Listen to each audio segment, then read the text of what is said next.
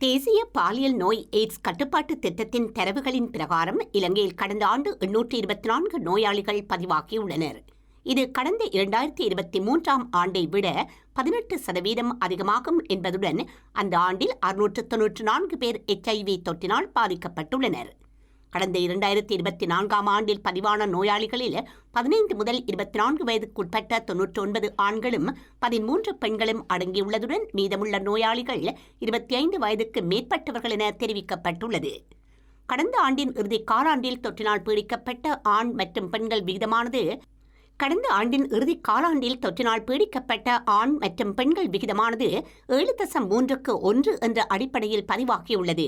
அதேவேளை கடந்த 2009 முதல் இதுவரை மொத்தம் 4909 ஆண்களும் 1521 பெண்களும் HIV தொற்றினால் பாதிக்கப்பட்டுள்ளனர். சோதனை திறன் விரிவாக்கம், பாலியல் கல்வி மற்றும் ஆபத்தான பாலியல் நடத்தை குறித்த மக்களிடையே உள்ள போதிய விழிப்புணர்வு இன்மை மற்றும் பொருத்தமான முன்னெச்சரிக்கை நடவடிக்கைகளை எடுக்காத காரணங்களால் இந்த தொற்று அதிகரிப்பு ஏற்பட்டுள்ளதாகவும் துறை சார்ந்த நிபுணர்கள் சுட்டிக்காட்டுகின்றனர்.